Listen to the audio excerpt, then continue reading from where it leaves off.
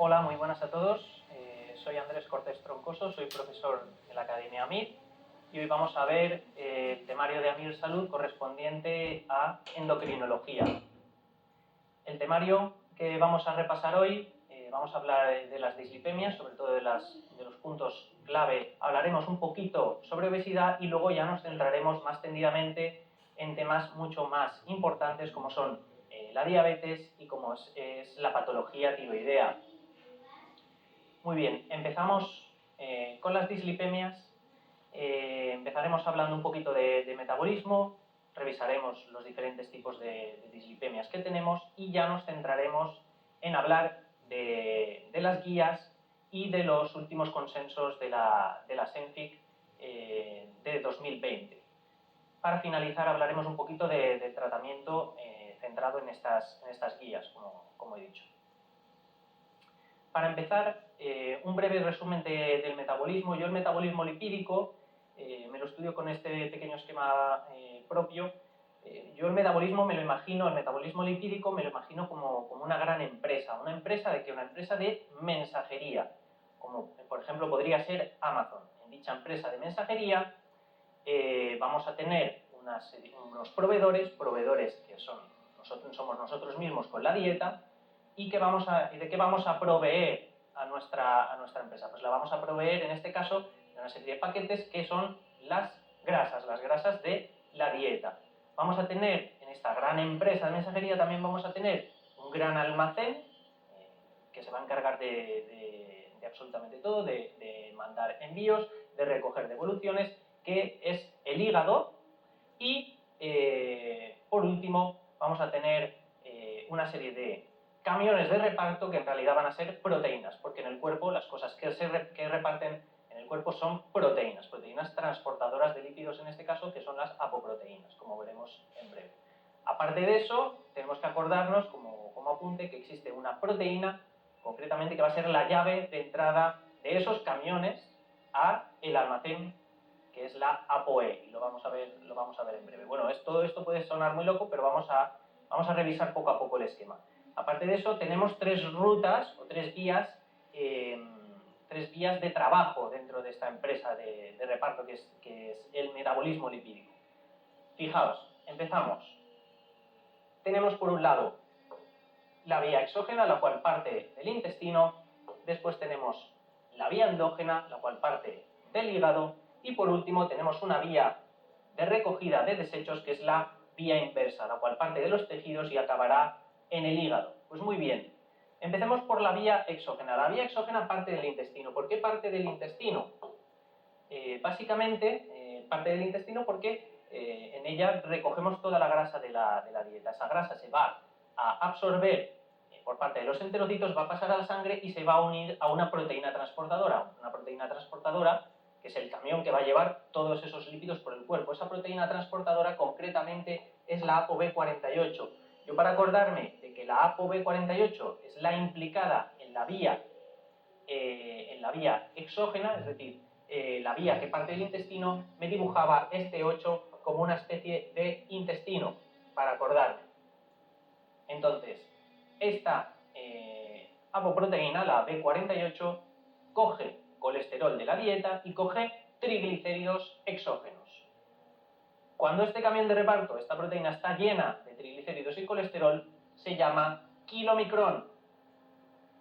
De acuerdo, pues el kilomicrón va a viajar por el torrente sanguíneo y va a ir repartiendo paquetes, es decir, va a ir repartiendo triglicéridos, pero vamos a necesitar de alguien que descargue ese camión, ¿no? Que descargue esas lipoproteínas y entregue los paquetes a las diferentes células. Este actor, este trabajador, es la lipoproteína lipasa. La lipoproteína lipasa lo que hace es sacar de manera progresiva triglicéridos y los mete en los tejidos, en las células. Tejidos, y los mete en las células. Cuando los niveles de triglicéridos irán disminuyendo progresivamente, cuando llegamos a unos niveles de triglicéridos mínimos, este kilomicrón necesita volver al almacén, y para ello necesita una entrada, una llave de entrada, que esta es la ApoE. de entrada al hígado. Este kilomicrón, cuando ya quedan pocos triglicéridos y recibe esta proteína de entrada al hígado, recibe el nombre de kilomicrón residual. Y, como digo, esta lipoproteína va a permitir la entrada de este kilomicrón residual en el hígado, de tal manera que el hígado va a poder reutilizar todos sus componentes para utilizarlos en otra ruta. ¿De acuerdo? Y aquí finalizaría la ruta exógena. Vamos a centrarnos ahora en la vía o ruta endógena. Ruta endógena que parte del hígado, parte de nuestro almacén, nuestro gran almacén de lípidos. Pues de él van a salir una serie de lipoproteínas, las cuales son la ApoB100, que es el camión de transporte principal, que ya va con esa ApoE que le va a permitir en cualquier momento retornar al hígado siempre que se desee, y va a estar completamente cargada de triglicéridos y colesterol, y esto es lo que se conoce como VLDL. Pues estas VLDL van a viajar por el torrente sanguíneo, las lipoproteína lipasa irá retirando de ellas de manera progresiva triglicéridos y los meterá, como digo, los pasará por los tejidos y los meterá en las células. Cuando llegamos a unos niveles intermedios de triglicéridos en la composición de estas VLDL, pasan a denominarse IDL, que básicamente es una VLDL venida a menos, con menos cantidad de triglicéridos sigue teniendo esa ApoB100 y sigue teniendo esa llave de entrada al hígado, es decir, las IDL van a poder entrar en cualquier momento en el hígado siempre que se requiera. Bien, estas IDL van a seguir viajando por el torrente sanguíneo, como digo, sobre ellas actuarán las LPL, las lipoproteína lipasas, meterán triglicéridos en las células y llegará un momento en que los niveles de triglicéridos sean mínimos y yo me lo suelo imaginar de esta forma: lleva el camión de reparto tanto tiempo dando vueltas, pues que el conductor acaba perdiendo las llaves. Este camión de reparto, fijaos que pierde la ApoE y solamente está compuesta de ApoB100. Esto es lo que conocemos como LDL. Son sustancias que al perder esa ApoE va a ser difícil su entrada en el hígado. Entonces, ¿qué ocurre? Pues ocurre que solamente pueden entrar al hígado por la puerta de atrás. ¿Cuál es la puerta de atrás del hígado? Pues la puerta de atrás del hígado es el receptor ApoBE. ¿Cuál es el problema de este receptor ApoBE? Pues que no permite la entrada de todas las LDL, solamente permite la entrada del 30% de las LDL. ¿Qué ocurre con el tanto por ciento restante? Pues que tiene que ir circulando, circula por la sangre, se va acumulando en la sangre. ¿Cuál es el problema? Pues que se depositará en el endotelio, será fagocitado, esos fagocitos se romperán, se producirá estrés oxidativo, una reacción inflamatoria y acabará produciéndose la placa de ateroma. Es por ello que las LDL son consideradas aterogénicas. Aquí finalizaría la vía endógena y solo nos quedaría, por tanto, la vía inversa. La vía inversa es aquella que parte de los tejidos. ¿Por qué parte de los tejidos? Es una vía de recogida de desperdicios, de desechos. Es una vía del basurero.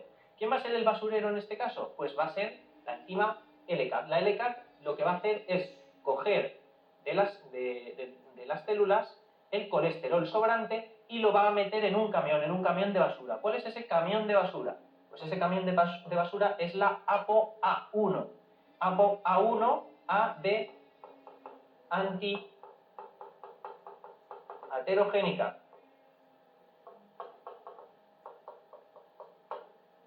ApoA1 de antiaterogénica. Y esta ApoA1 está asociada con ApoE, de tal manera que podrá entrar cuando quiera al hígado. Esta sustancia en conjunto recibe el nombre de HDL y por este motivo las HDL son sustancias antiaterogénicas, a diferencia de las LDL, que son proaterogénicas. Muy bien, conociendo ya un poquito las bases del metabolismo lipídico, vamos a contestar esta pregunta. En relación con el metabolismo de las lipoproteínas, una es incorrecta, hay que buscar la falsa. Los kilomicrones se forman en la mucosa intestinal. Esto hasta ahora es cierto. Tras la unión de triglicéridos de la dieta a la ApoB48. ApoB48 que hemos dicho que es la intestinal, por lo tanto esta respuesta es completamente cierta. La apoproteína principal de las IDL y las LDL es la ApoB100. Esto sería cierto. Encargada, por tanto, de transporte de colesterol. Pues sí, también sería cierto todo lo que nos está contando esta respuesta. La ApoE es la mediadora en la captación de las HDL por el hígado. Exactamente, la ApoE es la llave de entrada al hígado. No solamente se encargaría de la captación de las HDL, como hemos visto, sino también de otras sustancias. Pero como en este caso nos están hablando exclusivamente del HDL, es una respuesta completamente cierta. Vamos a ver la cuarta, que tiene que ser la falsa. La lipoproteína lipasa facilita la hidrólisis de triglicéridos integrados en las VLDL. Hasta aquí, todo correcto. El problema está en que dice a nivel hepático. Esto es completamente falso. No es a nivel hepático, lo hemos estado viendo antes, es a nivel periférico. Coge triglicéridos y los mete dentro de las células.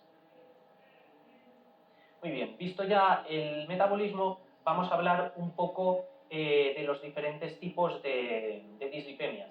Básicamente las más importantes en la vida diaria son las dislipemias secundarias. Y dentro de las dislipemias secundarias cabe recordar sobre todo la dislipemia relacionada con la diabetes. La dislipemia relacionada con la diabetes es una dislipemia muy importante y tendremos que saberla, la repasaremos en breve. Después, pues tenemos otros tipos de dislipemias secundarias.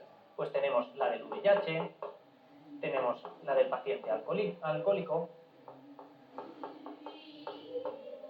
tenemos también algunas causadas por fármacos y un largo etcétera. ¿Hay que sabérselas todas? Pues en principio no, porque el listado es bastante amplio. Sí que hay que ahondar en la dislipemia del paciente diabético, que es el que más vamos a ver en la consulta y en la vida diaria. Muy bien, terminando por la parte de las dislipemias secundarias, vamos ahora a hablar de las dislipemias primarias. Dislipemias mucho más raras, pero como tienen carácter genético, son más fáciles de preguntar en un examen que las dislipemias secundarias, que son un listado bastante amplio. Pues dentro de los apuntes hay una tabla muy amplia de las dislipemias primarias. He querido traer esta tabla simplificada por si en algún momento de la preparación del examen vais mal de tiempo y queréis ir mucho más rápido, es un poquito más simplificada. Yo dejo un poco de lado la beta-lipoproteinemia porque es una enfermedad extremadamente rara. Entonces, la hiperlipemia, tenemos la hiperlipemia familiar combinada, que es la hiperlipemia mixta familiar, también llamada hiperlipemia mixta familiar. Después tenemos la hipercolesterolemia familiar y la hipercolesterolemia poligénica. La herencia de la hiperlipemia familiar combinada y de la hipercolesterolemia familiar es autosómica dominante, mientras que la hipercolesterolemia poligénica, su propio nombre lo dice, es poligénica. Muy bien, ¿qué es lo que aumenta en la hiperlipemia familiar combinada? Pues lo que puede aumentar tanto el colesterol como los triglicéridos, mientras que la hipercolesterolemia, ya sea familiar o poligénica, el problema es que aumenta el colesterol. ¿Cuál de ellos es el que da problemas clínicos? Pues dentro de la hiperlipemia familiar combinada, lo que puede causar problemas es el aumento de las VLDL o bien el aumento el aumento de las LDL, mientras que la hipercolesterolemia familiar y la hipercolesterolemia poligénica lo que preocupa es el aumento de las LDL. Síntomas. ¿Qué enfermedad de estas produce mayoritariamente síntomas? Pues nos tenemos que acordar que la hipercolesterolemia familiar es la enfermedad que típicamente cursa con síntomas. Particularidad, en principio, de la hipercolesterolemia familiar, nos tenemos que acordar que es la más grave de todas. más grave y por lo tanto habrá que ser mucho más agresivo o más incisivo en el tratamiento. Mientras que la hipercolesterolemia poligénica nos tenemos que acordar que es la más frecuente de las dislipemias primarias. Es la más frecuente de las dislipemias primarias, que no de las secundarias, ¿vale? No de todo el global, ¿vale? Porque las más frecuentes son las dislipemias secundarias, como he dicho antes. Muy bien, vamos a contestar esta pregunta. ¿Cuál de los hallazgos descritos no acompaña a la dislipemia del diabético? Vamos a centrarnos en las características de la dislipemia del diabético, como he estado diciendo antes, que es unas características que nos tenemos que acordar. Niveles de LDL, colesterol en rango normal. Esto nos tenemos que acordar que esto es completamente cierto. Voy a explicarlo en breve. Presencia de LDL pequeñas y densas. Esto también es completamente cierto. Nos tenemos que acordar que los niveles de LDL de la sangre de los pacientes, de las dislipemias del paciente diabético, son niveles completamente normales, pero el problema está en que esta sustancia, esta LDL, es pequeña y densa. Si es más pequeña y más densa, es mucho más aterogénica que una LDL normal. Niveles elevados de triglicéridos plasmáticos. Esta también es correcta. Por lo tanto, la cuarta es la falsa. Niveles elevados de lipoproteína A. ¿Por qué la cuarta es la falsa? Básicamente, la lipoproteína A es un tipo de LDL. ¿Qué es lo que ocurre? Que simplemente se diferencia de la LDL de una serie de cambios bioquímicos, de una serie de esterificaciones que sufre esta molécula. Entonces, si hemos dicho que en la dislipemia del paciente diabético la LDL es normal, pues es imposible que un tipo de LDL, como es la lipoproteína A, esté aumentado, ¿no? Tendría que ser también normal.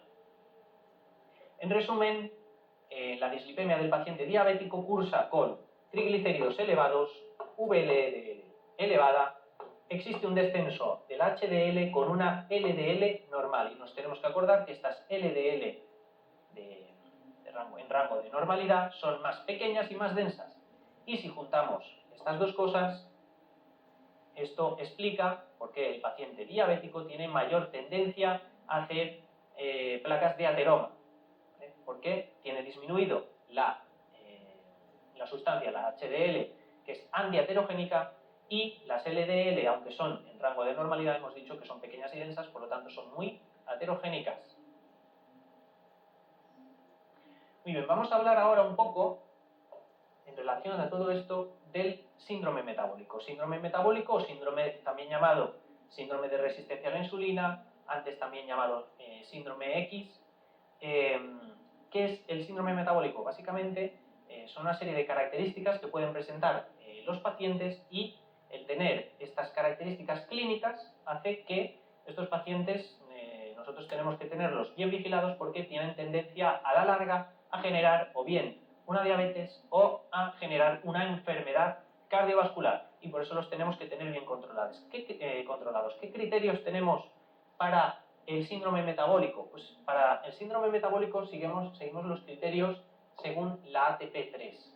Tenemos que tener 3 o más de los siguientes criterios: una glucosa basal mayor de 100, o bien que el paciente ya esté con tratamiento antidiabético, o bien que el paciente presente obesidad abdominal con una circunferencia de cintura mayor de 102 centímetros en varones o mayor de 88 en mujeres, que las HDL sean bajas, menos de 40 en los hombres y menos de 50 en las mujeres, que existan triglicéridos elevados o que el paciente esté con un tratamiento hipolipemiante, y que tenga tendencia a la hipertensión, con una tensión mayor de 130/85, o bien que el paciente ya esté en tratamiento con hipotensores.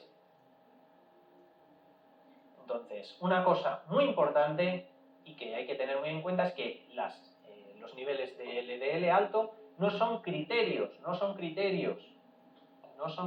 para el diagnóstico de síndrome metabólico. ¿Y por qué las LDL elevadas no son criterio para el síndrome metabólico? Pues básicamente por lo que hemos explicado antes. Si nos acordamos del perfil lipídico típico de la diabetes, del paciente diabético, las LDL eran normales. Por lo tanto, si el perfil lipídico del paciente diabético tiene que tener generalmente tienes unas LDL normales, pues no puede ser parte de los criterios diagnósticos unas LDL normales, unos criterios que, como hemos dicho, están muy enfocados a buscar al paciente que va a acabar siendo diabético, el paciente que va a acabar con una enfermedad cardiovascular. Muy bien, vamos a centrarnos ya en el apartado de las guías y vamos a hablar un poquito de las controversias que ha habido, en diferencia de las guías americanas con las europeas y del consenso de la SENFIC que se propuso con la última reunión de la PAPS de 2020.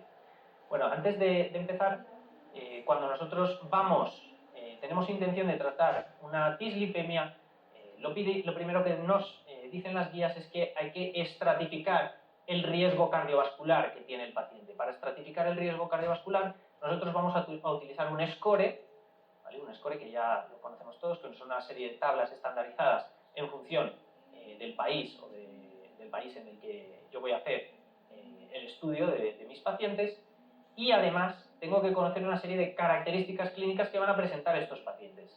He de conocer lo que significan los factores de riesgo cardiovascular, que todos los conocemos. Tenemos factores de riesgo cardiovascular no modificables, como son la edad, el sexo, los antecedentes familiares, y después tenemos los modificables, es decir, la hipertensión, la diabetes, la obesidad. Después nos tenemos que acordar del concepto de lesión del órgano diana. La lesión del órgano diana, básicamente, son una serie de daños que se producen a nivel orgánico secundarios a estos factores de riesgo cardiovascular. Tenemos la retinopatía, tenemos la hipertrofia del ventrículo izquierdo, tenemos la nefropatía y tenemos el grosor de la íntima media a nivel carotidio.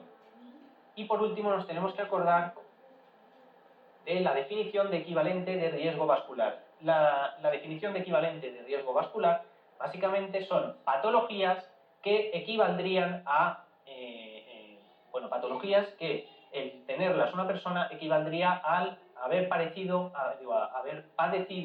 un infarto agudo de miocardio. A nivel cardíaco nos tenemos que acordar del angulolangina, nos tenemos que acordar de la enfermedad coronaria significativa y nos tenemos que acordar de la parada cardiorrespiratoria súbita recuperada. A nivel cerebral nos tenemos que acordar de los ataques isquémicos transitorios, nos tenemos que acordar de los ictus y de la estenosis carotidia mayor del 50%. Y por último, como equivalente de riesgo vascular a nivel periférico, tenemos el aneurisma de aorta abdominal y la arteriopatía periférica. Pues bien, buscaremos estas características en nuestros pacientes, además de calcular el score, para determinar el riesgo que tienen esos pacientes y después miraremos cuáles van a ser los objetivos de control de la dislipemia que van a tener que llevar esos pacientes a la hora de poner el tratamiento. Antes de seguir, me gustaría aclarar un concepto que vamos a ver en las guías, que es el concepto de colesterol no LDL. Para ello tenemos que pensar en cómo se pide un perfil, cuando pedimos un perfil lipídico en un paciente, cómo se obtienen los resultados de esas sustancias, ¿no?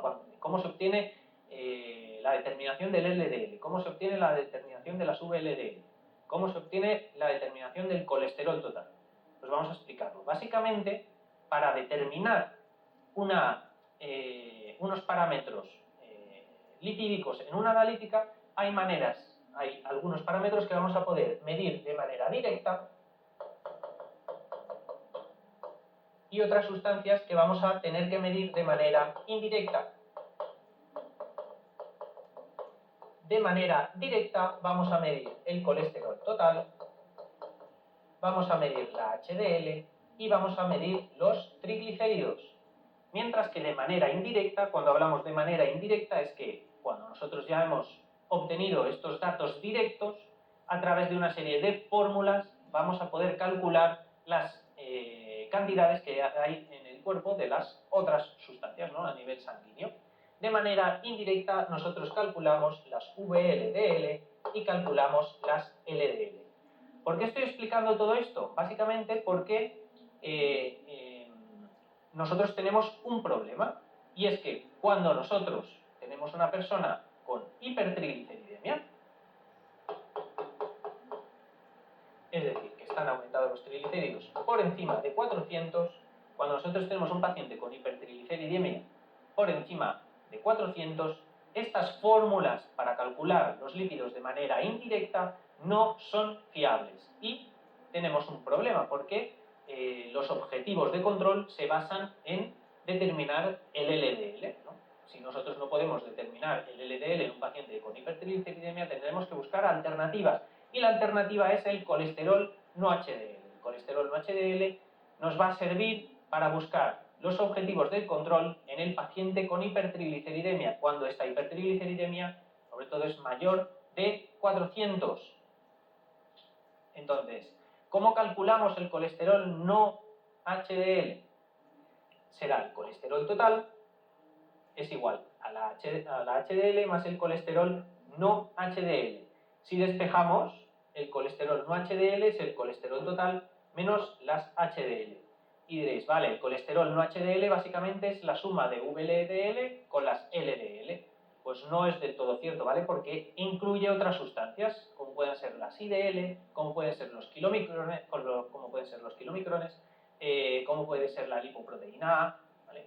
Incluye mucha más cantidad de sustancias. Y luego veremos que, para acordarnos de los valores de referencia del colesterol no HDL, simplemente sabiéndonos los valores objetivos de LDL, solamente habría que sumarle 30 puntos. Lo vamos a ver en breve, para que lo entendáis. Muy bien, nos centramos ahora en los objetivos de control. Y dentro de los objetivos de control, como he dicho antes, hay mucha controversia. Actualmente existen dos filosofías que he querido yo recoger en esta pequeña tabla de resumen. Por un lado, tenemos la guía americana, la de la AJA 2018, y por otra tenemos la guía de la Sociedad Europea de Cardiología de 2019. Pues estas guías tienen una filosofía muy diferente. Por una parte, la AJA está muy basada en la evidencia científica y está muy centrada tanto en la prevención primaria como en la prevención secundaria, mientras que la Sociedad Europea de Cardiología está muy centrada simplemente en bajar niveles de LDL, a diferencia de la AJA. El tratamiento, en ambas la base son medidas higiénico-dietéticas, pero en la AJA de 2018 diferencia entre prevención primaria y prevención secundaria. En la prevención primaria solamente estarían indicadas las estatinas y no existiría ningún tipo de objetivo de LDL a lograr. Simplemente se le dan estatinas, se intenta ir subiendo la dosis en el caso de que lo necesite y ya está. No nos marcamos un objetivo.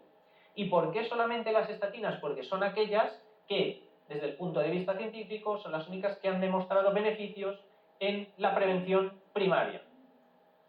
Respecto a la prevención secundaria, se empieza el tratamiento con estatinas. En este caso sí que hay niveles de referencia de objetivo para lograr, que en este caso sería unas LDL menos de 70, y si no se logra el objetivo, se irían añadiendo fármacos. El ezetimibe sería el primero, y si no se logra ya tendríamos que pasar a un anti-PSPK9 que tendría que prescribir un endocrinólogo, ¿vale?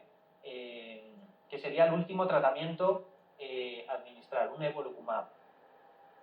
Fijaos que la diferencia con la guía de la Sociedad Europea de Cardiología es que la Sociedad Europea de Cardiología no diferencia entre prevención primaria y secundaria, simplemente ve riesgo cardiovascular del paciente, lo clasifica y dice, usted por tener estas características tiene que tener este LDL, ¿vale? No hay ni prevención primaria ni prevención secundaria, simplemente mira el riesgo. En este caso, el tratamiento es escalonado, siempre se inicia con estatinas y si no se obtienen los objetivos de control, se van añadiendo otros fármacos, ¿de acuerdo? ¿Qué ocurre con el tratamiento de la hipertrigliceridemia? ¿Es necesario tratar la hipertrigliceridemia? Pues, fijaos que la guía AJA, la guía americana de 2018, no recomienda tratar la hipertrigliceridemia porque los ensayos no se ha visto ningún tipo de beneficio a nivel cardiovascular. Sin embargo, la guía europea sí que indica el tratamiento de la hipertrigliceridemia. Como vemos, pues fuera de todas las bases científicas que se han obtenido hasta ahora. El rasgo característico, pues La AJA está muy centrada en las características del paciente, ¿no?, en la prevención primaria y la secundaria, mientras que la SEC pues está como muy centrada en tratar cifras de LDL según las características o el riesgo que tenga el paciente. Muy bien, y aquí, ¿qué tiene que ver la SENFIC y la PAPS? Pues en la última reunión de la PAPS de 2020 se decidió que se iban a seguir las guías de la Sociedad Europea de Cardiología de 2019. Lo que pasa es que se hizo una pequeña adaptación que tenéis en vuestros apuntes. Y que es concretamente esta. Esta sería la guía según de la SENFIC, modificada en la reunión de la PAPS de 2020. No voy a explicar tampoco toda la tabla. Si os fijáis, por un lado tenemos el riesgo que tienen los pacientes, ¿no?, según un score o según las características que tengan, ya sea factores de riesgo cardiovascular, lesión de órgano diana o equivalente de enfermedad cardiovascular. Como vemos, vamos a clasificar al paciente en bajo riesgo, riesgo moderado, alto riesgo o muy alto riesgo, y en función de esto vamos a tener una serie de objetivos de colesterol LDL. Si os fijáis, más hacia la derecha de la tabla tenemos el colesterol no HDL, que serán los objetivos para aquellos pacientes que, como hemos dicho antes, tengan hipertrigliceridemia. Y si os fijáis, las cifras es sumarle 30 a la cifra del objetivo primario de colesterol LDL, de tal manera que si yo me sé todas las cifras de colesterol LDL, el objetivo de colesterol LDL, yo puedo deducir las cifras de colesterol no HDL. Entramos ya en el apartado de tratamiento de las dislipemias. En la hipercolesterolemia, esto según la guía de la SEC y por lo tanto según el consenso de la PAPS de 2020, la primera elección de una hipercolesterolemia, como hemos dicho, es empezar con una estatina. Y en el caso de que se produzca fracaso, la primera opción, ¿vale?, va a ser la adición del ezetimibe, salvo si el riesgo es muy alto. Si es de muy alto riesgo, le vamos a poner un anti-PSCK9. Riesgo muy alto, como podría ser, por ejemplo, una hipercolesterolemia familiar. Si vemos que no logramos objetivos con las estatinas en un paciente con hipercolesterolemia familiar, pues una de las posibilidades, y está bien indicado, sería administrar un anti-PSCK9. El problema lo vamos a tener ahora con las hipertrigliceridemias y con las hiperlipemias mixtas. Para eso os he dejado en los apuntes este pequeño algoritmo para ver cómo se tratan. Las hipertrigliceridemias, básicamente cuando el colesterol no HDL está en su objetivo, tendremos que fijarnos en los niveles de triglicéridos. Si los niveles de triglicéridos son de menos de 500, con medidas higiénico-dietéticas y seguimiento será suficiente. Sin embargo, según la guía, si los triglicéridos fueran de más de 500, ya tendríamos que empezar a tratar con fibratos. Respecto a la hiperlipemia mixta, tendríamos que venirnos a esta parte del algoritmo, es decir, que el colesterol no HDL es mayor de su objetivo, es decir, no logra el rango de control de HDL para el riesgo cardiovascular que tiene el paciente. En ese caso, tendríamos o bien, lo primero, optimizar, añadir estatina, y según los niveles de triglicéridos que tuviera, si son de menos de 500 no haríamos nada más, simplemente se quedaría con estatinas y medidas higiénico-dietéticas y seguimiento. Sin embargo, si los triglicéridos fueran más de 500, tendríamos que añadir a esa estatina un fibrato. Y aquí termina el temario de dislipemias que quería yo recordaros.